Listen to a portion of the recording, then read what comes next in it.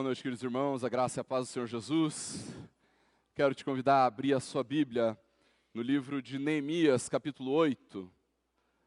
Quero ler com os irmãos do versículo 1 até o versículo de número 12. Neemias, capítulo 8. Nós vamos ler, queridos irmãos, do versículo 1 ao versículo de número 12. Neemias 8, de 1 a 12. A palavra do Senhor, queridos, em Neemias 8, de 1 a 12, nos diz assim: Quando chegou o 7º mês, e os filhos de Israel já estavam morando nas suas cidades, todo o povo se reuniu como um só homem na praça, diante do portão das águas, e pediram a Esdras, o escriba, que trouxesse o livro da lei de Moisés, que o Senhor havia ordenado a Israel. Esdras, o sacerdote, trouxe a lei diante da congregação, composta por homens, mulheres e todos os que eram capazes de entender o que ouviam. Era o primeiro dia do 7º mês. Esdras leu o livro em voz alta, diante da praça que fica em frente ao portão das águas, desde o amanhecer até o meio-dia, na presença dos homens, das mulheres e dos que podiam entender. E todo o povo tinha os ouvidos atentos ao livro da lei. Esdras, o escriba, estava num púlpito de madeira que fizeram para aquele fim.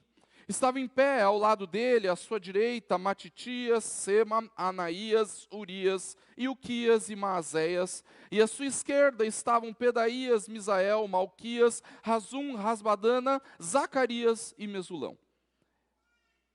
No fim do culto eu quero todo mundo com esses nomes decorados.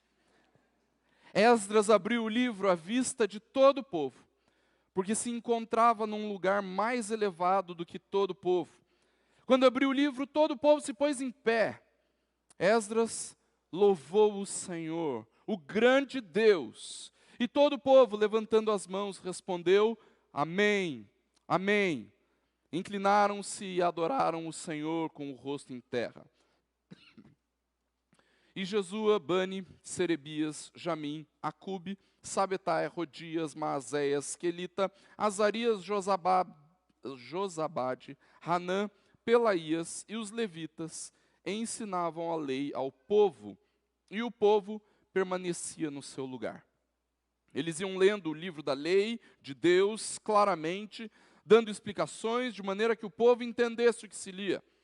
Neemias, que era governador, e Esdras, sacerdote e escriba, e os levitas que ensinavam o povo, disseram a todos: Este dia é consagrado ao Senhor nosso Deus, e por isso vocês não devem prantear nem chorar, porque todo o povo chorava ouvindo as palavras da lei. Então lhes disse: Vão para casa, comam e bebam o que tiverem de melhor, e mandem porções aos que não têm nada preparado para si, porque este dia é consagrado ao nosso Senhor. Portanto, não fiquem tristes, porque a alegria do Senhor é a força de vocês. Os levitas tranquilizaram todo o povo, dizendo: Acalmem-se, porque este dia é santo, não fiquem tristes. Então, todo o povo se foi para comer, beber, mandar porções aos que nada tinham, e fazer uma grande festa, porque tinham entendido as palavras que lhes foram explicadas. Vamos orar mais uma vez? Feche seus olhos, abaixe sua cabeça. Quero te convidar para nesse momento interceder em especial por mim. Passei a semana sem voz e, como vocês viram, ainda está voltando. Mas no esforço e na graça de Deus eu quero poder ministrar a sua vida através da pregação da palavra. Vamos orar? Deus, em nome de Jesus, Pai, nós louvamos o Teu nome, porque conhecemos o Teu poder grandioso, sabemos da Tua bondade, rendemos graças ao Teu nome, Deus, porque o Senhor nunca nos abandona, mas o sustento e a provisão do Senhor é sempre derramado sobre nós de maneira abundante, a ponto de percebermos, Deus, a bondade do Senhor, a Tua graça, a justiça e a santidade do Senhor em tudo aquilo que nós vivemos. Obrigado, Pai, por esse dia. Obrigado por podermos celebrar como igreja nesse final de semana os 65 anos de organização da nossa igreja. Pai, que o Senhor continue a nos dar graça. Abençoa, Deus, esse tempo na ministração da Tua Palavra. Traz graça, Deus, para que eu possa comunicar a Tua vontade, de acordo com a Tua bondade e misericórdia. Opera em nós. É o que te pedimos em nome e para a glória do Senhor Jesus. Amém. Obrigado, cara.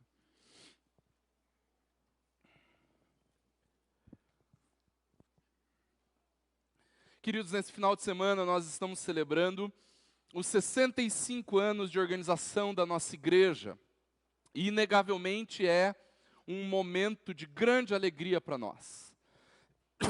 Testemunhar aquilo que o Senhor tem sustentado e feito na vida da nossa igreja é maravilhoso, queridos, porque nós somos levados a crer que o Senhor vai continuar a sustentar a Igreja Presbiteriana do Tarumã, não é verdade?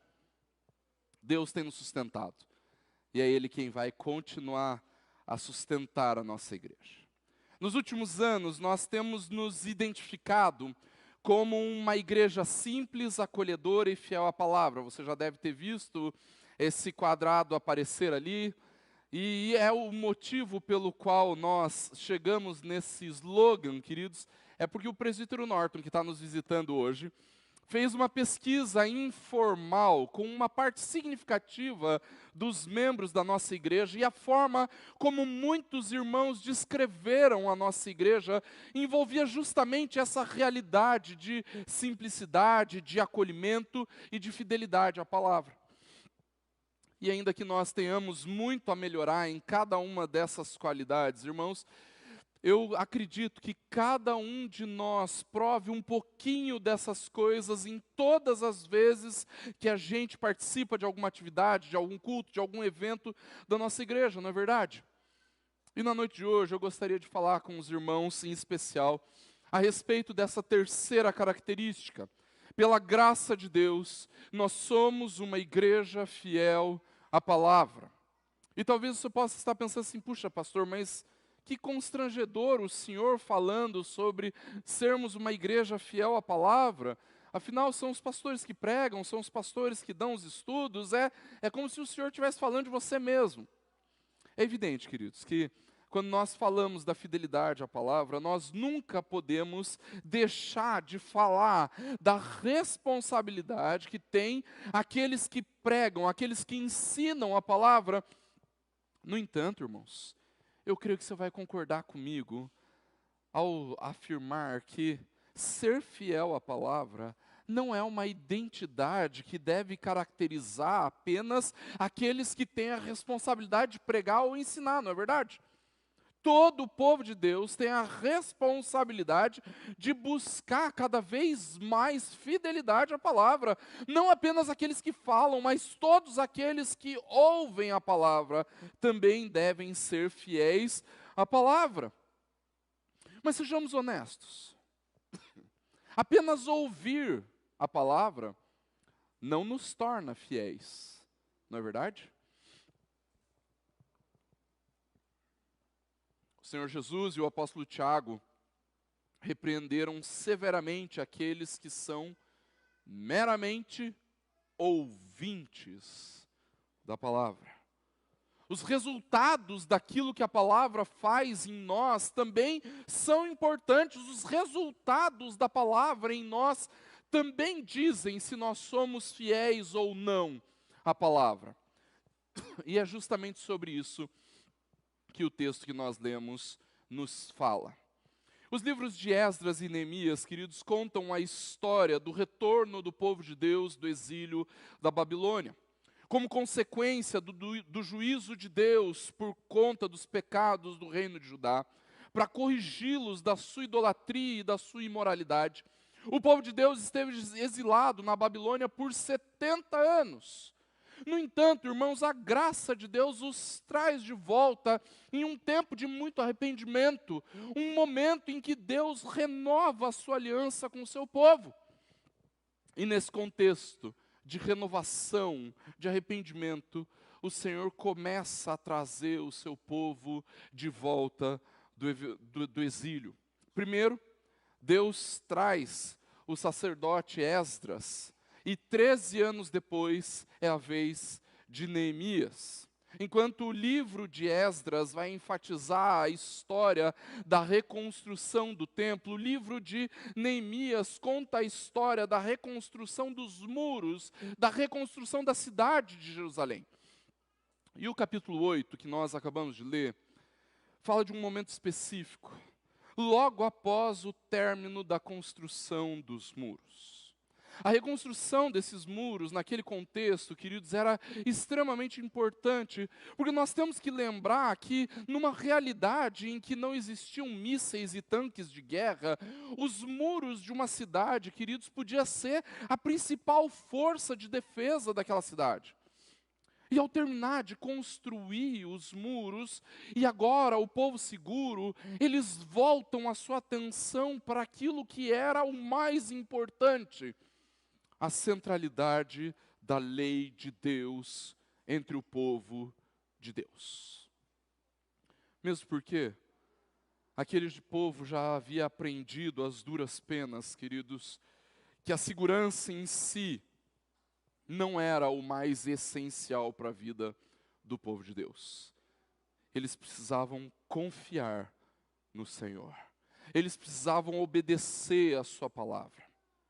Agora, se você tem prestado atenção naquilo que tem acontecido na nossa igreja nos últimos meses, você deve ter reparado que Deus tem feito algo diferente na nossa igreja, não é verdade? A minha percepção é que Deus tem trazido um grande renovo para a vida da igreja nesses dias, queridos. No entanto, esse renovo não é e não pode ser contrário ao nosso desejo de sermos fiéis à palavra. Ao contrário, irmãos, todo verdadeiro avivamento acontece com uma fidelidade ainda maior à palavra. Se isso que temos percebido na vida da igreja nos últimos meses, queridos, é real, então nós queremos ser ainda mais fiéis à palavra, não é verdade? E é exatamente por isso, irmãos, que se nós queremos continuar a ser uma igreja fiel à palavra, em primeiro lugar, irmãos, nós devemos ter um verdadeiro anseio e rendição à palavra de Deus. Veja os versículos 1 a 8, a forma como o texto nos conta daquele povo reunido para ouvir Esdras e a lei de Deus. Quando eu estou dando aula de interpretação bíblica no seminário, queridos, e eu tenho alguns dos meus alunos aqui comigo, eu costumo insistir com eles que a única forma de nós entendermos profundamente o texto bíblico é se nós adentrarmos no mundo do texto, no universo do texto. E sabe por que eu costumo dizer isso, irmãos? Porque nós só conseguimos entender um texto quando nós prestamos atenção a alguns detalhes que o Espírito inspirou na mente do autor bíblico. Cada um dos detalhes que o autor de Neemias traz para nós, principalmente nos versículos 1 a 8, queridos, vão nos mostrar um povo cheio de anseio pela palavra. Quer ver? Dá uma olhadinha comigo. Primeiro versículo. O texto nos diz que o povo se reuniu na praça como um só homem, e foi o povo que pediu que Esdras trouxesse o livro da lei de Moisés. Vejam, Esdras não pregou porque ele estava com vontade, ainda que eu acho que ele estivesse. Ele pregou porque o povo ansiava por ouvir a lei de Deus. Mas não foi só isso. Perceba que esses versículos eles também nos mostram alguns outros detalhes que uma leitura desatenta às vezes nos faria perder. No segundo versículo, nós somos informados que a congregação era composta de homens, mulheres e todos aqueles que poderiam entender o que ouviam. Perceba, queridos, não era uma leitura religiosa, displicente da lei de Deus que eles queriam. Eles não queriam apenas ouvir alguém lendo um texto bonito, uma poesia, ou quem sabe palavras reconfortantes. Não, o anseio deles era entender a vontade de Deus revelada na sua lei. Mas além disso, o terceiro versículo, diz que Esdras leu em voz alta na presença de todo aquele povo, ou seja, não era apenas uma admiração pela lei, não era tão somente uma leitura litúrgica, já que a gente está reunido aqui, vamos ler um pouco da Bíblia. Não, não era essa a ideia, eles queriam entender aquele texto, e mais do que isso, o texto diz que eles não estavam ouvindo de qualquer jeito, diz que eles tinham os ouvidos atentos ao que Esdras iria ler. É claro que a gente não deveria se surpreender com isso, afinal, queridos, não é um exercício tão difícil assim prestar atenção numa pregação ou então na leitura da palavra, não é verdade? São 40 minutos, 45. Às vezes o pastor exagera, vai a 1 hora. Tudo bem, a gente dá conta, faz um esforço.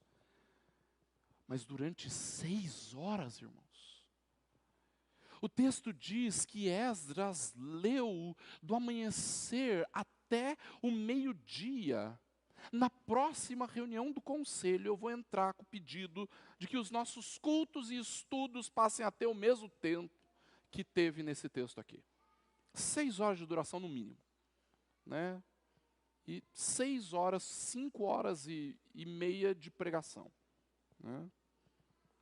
É evidente, queridos, que o texto não está nos incentivando a cultos de 6 horas.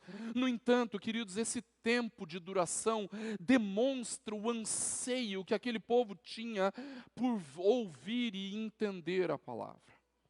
Mas o texto continua. Versículo 4 diz que Esdras usou um púlpito, uma demonstração clara de que ele queria que todos soubessem que ele não estava inventando aquelas coisas, mas que ele estava tão somente lendo e explicando e ensinando a lei de Deus, e ao lado dele ainda tinham 13 auxiliares, provavelmente para ajudá-lo com os rolos e pergaminhos onde a lei estava escrita. Eles não tinham um livro como nós temos.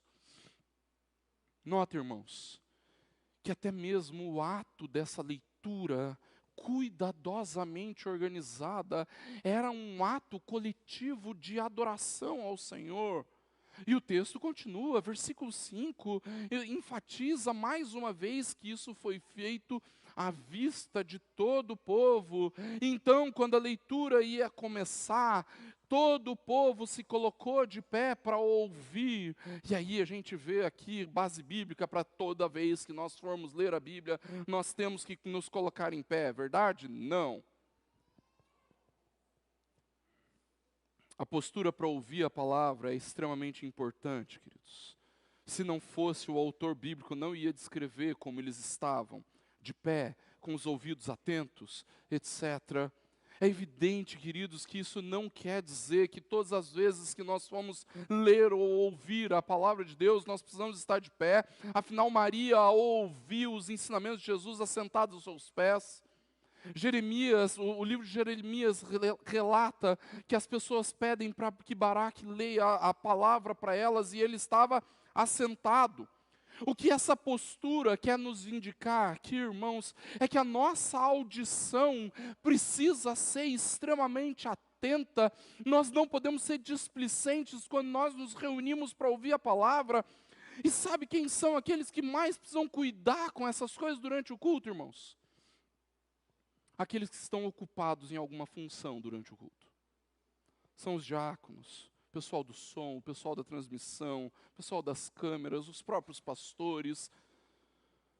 Agora, queridos, tudo isso, todo esse espírito de anseio pela palavra, chega ao seu ápice a partir do versículo 6.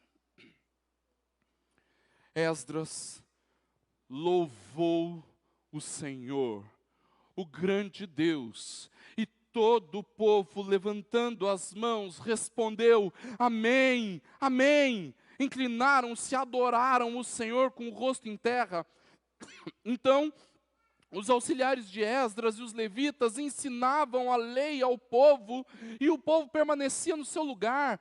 Eles iam lendo o livro da lei de Deus claramente, dando explicações de maneira que o povo entendesse o que se lia. Há uns 10 anos atrás, queridos, um irmão chegou na igreja que eu pastoreava, e ele começou a frequentar intensamente os nossos tempos de estudo, tanto no domingo pela manhã, quanto durante a semana. Ele era participativo, ele era dedicado, ele perguntava, ele se interessava. Quando eu citava um livro, ele ia atrás, começava a ler. Mas me incomodava profundamente o fato de que ele nunca participava do culto no domingo à noite. Incomodado com aquilo, eu fui perguntar para aquele irmão: o que acontece? Afinal, ele, sei lá, podia morar longe da igreja e não ter como vir à noite, né? Ou então tinha algum problema de inacessibilidade, alguma dificuldade pela qual ele não podia vir no culto à noite. Eu até quis tentar entender em qual bairro ele morava, para saber se tinha algum irmão que morava perto dele, para dar carona para ele o culto. Mas a resposta dele, irmãos, me mostrou que o coração dele estava completamente distante de um anseio genuíno pela palavra que ele demonstrava. Ele disse: pastor, sabe o que é? Eu entendo que o que importa na vida da igreja mesmo é aprender a palavra. E à noite, tem aquele monte de cantoria, aquelas orações. Pastor, aquilo me incomoda. Pastor, eu só gosto de aprender.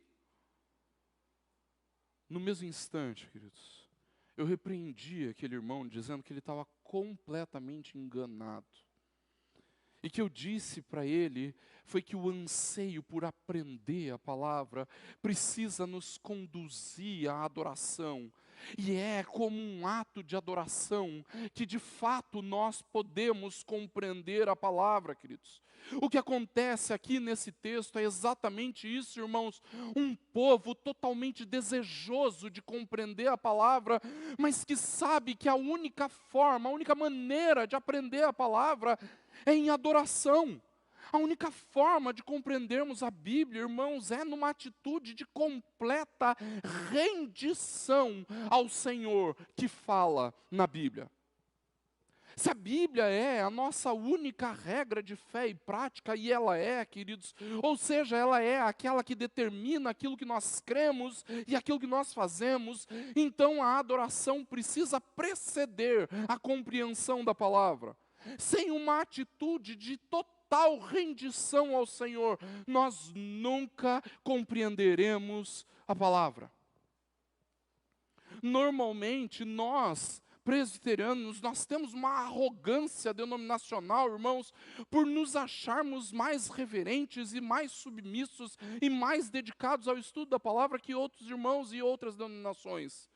No entanto, irmãos, também é possível tentar compreender a Bíblia de maneira completamente impiedosa. Quando nós nos aproximamos da palavra com aquela superioridade do investigador, sabe o que é isso? Quando nós estamos realizando algum tipo de pesquisa acadêmica, nós corremos o risco de nos colocarmos acima daquele assunto que nós estamos pesquisando. Nós colocamos aquele tema na lente do microscópio, e então nós achamos que nós somos nós que controlamos aquilo que vamos dizer e como vamos dizer. Eu diria que uma das piores formas de demonstrar a nossa falta de anseio pela palavra, irmãos, é quando nós não nos aproximamos dela numa atitude humilde, queridos, numa atitude de rendição. É como se nós tivéssemos o poder de colocar a palavra no nosso microscópio e então avaliarmos: isso aqui serve, isso daqui não serve para mim. Isso também é negar o poder e a eficácia da palavra. Para entendermos a palavra, queridos, é preciso adoração ao Deus da palavra. Para que haja conhecimento da Bíblia, é preciso rendição ao Senhor que fala na Bíblia.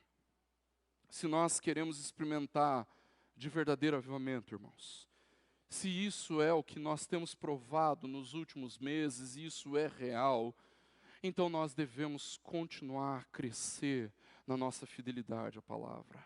E isso só pode acontecer quando nós temos um anseio genuíno pela palavra. No entanto, em segundo lugar, queridos, se nós queremos ser uma igreja fiel à palavra, então nós precisamos provar de uma alegria quebrantada como resultado da compreensão da palavra. Entender a palavra, queridos, é um dos assuntos principais nesse texto. E não é para menos. Aquele povo estava de volta à sua terra depois de 70 anos de exílio. Eles haviam terminado de construir o templo. Antes disso, passaram 70 anos sem adorar o Senhor de maneira correta. Afinal, naquela realidade, o templo era muito importante para a adoração. Passaram 70 anos temendo a sua segurança e o seu futuro, mas agora o Senhor havia trazido novamente a segurança. No entanto, eles percebem a necessidade de compreender a vontade do Senhor. E para isso, era vital que todos eles fossem capazes de conhecer, que eles fossem capazes de aprender os caminhos do Senhor, conforme aquilo que Ele tinha revelado a Israel na sua lei. É bastante provável, querido, que a leitura e o ensino da lei tenham sido bastante negligenciados, desde a ida até a Babilônia, mas não é mais isso que eles queriam viver. Eles queriam entender a vontade de Deus para viver naquele novo tempo que Deus estava separando para eles. No entanto, ao ouvirem e entenderem a palavra, aconteceu algo que deveria ser bastante comum. Eles se depararam com o seu próprio pecado. E diante disso, passaram a chorar angustiadamente por causa do seu pecado. Veja, queridos, o povo não estava errado em chorar. Eles ouviram a palavra, perceberam que estavam vivendo de maneira contrária à vontade do Senhor, e entristecidos pelos seus pecados, choraram. Queridos, em muitas circunstâncias, o entendimento correto da lei de Deus vai nos levar a um profundo sentimento de inadequação com a vontade do Senhor. Quando isso acontece, queridos, nós choramos arrependidos pelos nossos pecados. Quando o nosso coração é desnudado diante da lei de Deus, quando o nosso pecado é exposto diante da lei de Deus, então é natural, irmãos, que a nossa primeira reação seja o choro, e deveria ser normal isso acontecer. Se nós não choramos mais por causa dos nossos pecados, queridos, é porque nós estamos completamente alheios aos sentimentos de Deus a respeito da sua própria justiça e santidade. Se aquilo que entristece o coração de Deus parou de entristecer o nosso, é porque tem alguma coisa bem errada com a nossa vida com Deus. No entanto, aquele momento não era tempo de chorar. Tudo o que estava acontecendo levava a outra realidade. Eles deveriam celebrar com alegria a renovação da aliança que o Senhor estava operando. O motivo da tristeza não era irreal, queridos, eles realmente eram pecadores. No entanto, naquele momento, queridos, era uma ocasião para alegria. Deus havia salvado seu povo, tanto no passado quanto ali no presente. E era essa a história da salvação sendo contada ali naquele momento. Era a história da redenção de Deus que estava sendo escrita. Era o renovo do povo de Deus que havia chegado. Com isso, queridos, eu não estou dizendo que nós não devemos chorar por causa dos nossos pecados. Na verdade, o fato de percebermos que Deus tem feito algo extraordinário na nossa igreja tem que nos levar às lágrimas, sim. Mas não hoje, tá?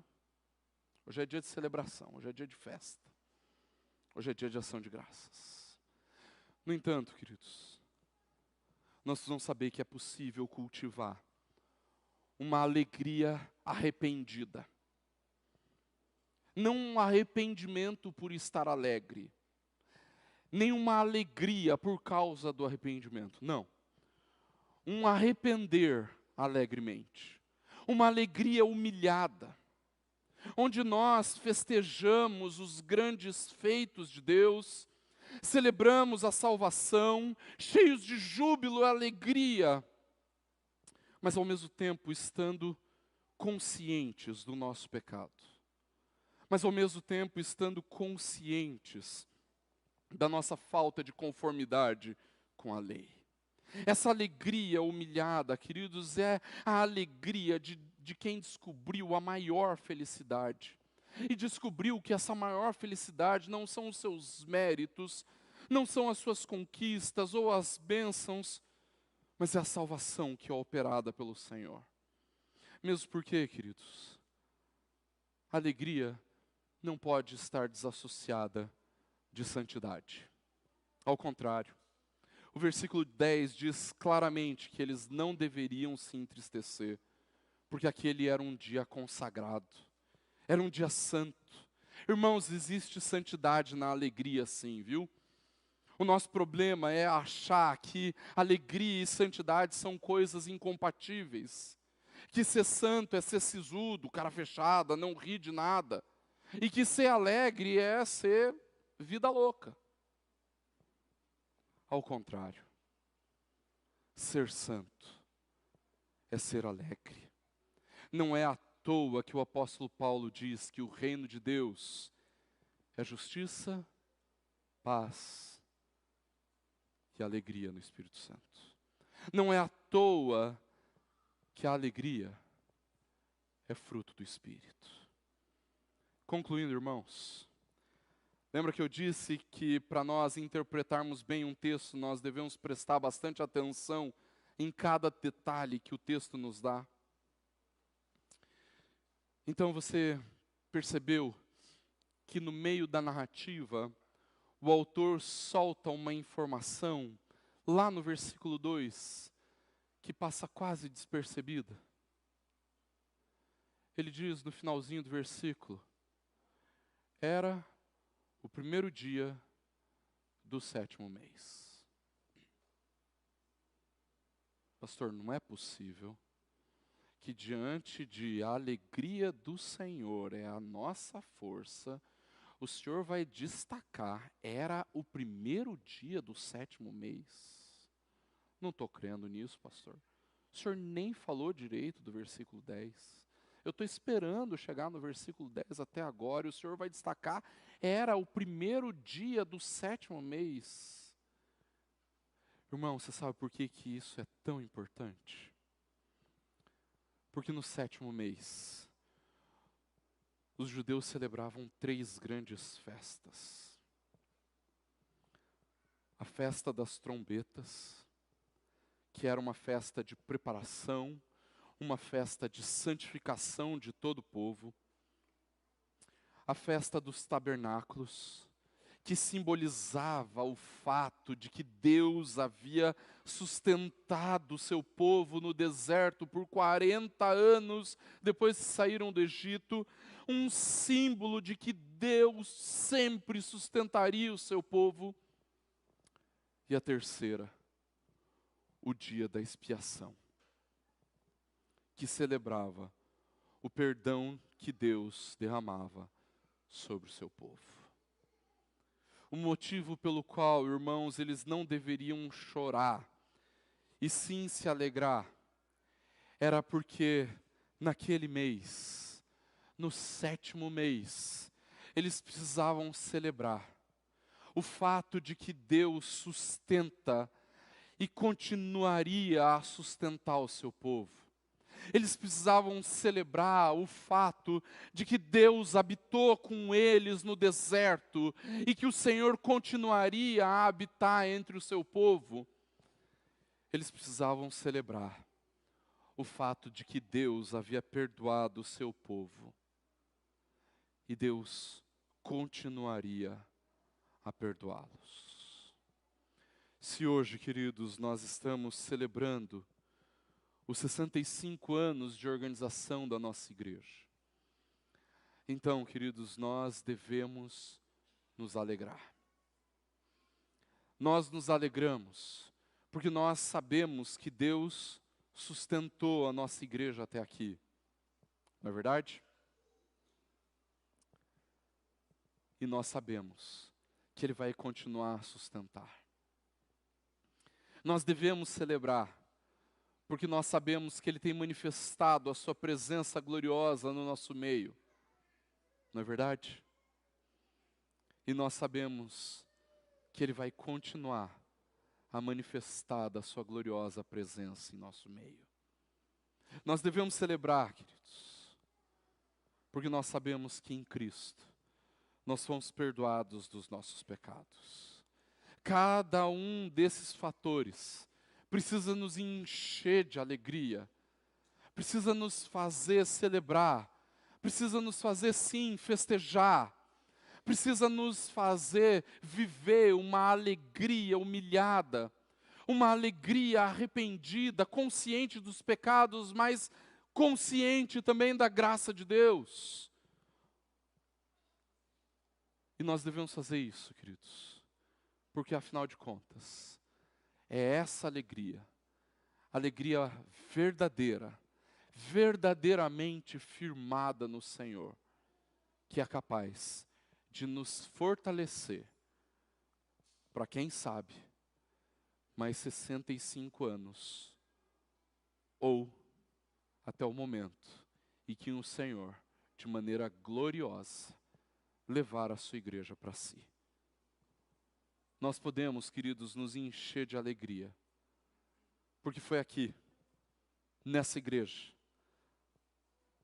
o lugar que Deus escolheu ministrar o nosso coração durante esse tempo. Foi aqui, nessa igreja, que o Senhor converteu muita gente. Foi aqui nessa igreja que o Senhor ministrou muita gente. Foi aqui nessa igreja que o Senhor reciclou muita gente. Foi aqui que muita vida foi restaurada. Foi aqui que muitos pecados foram abandonados.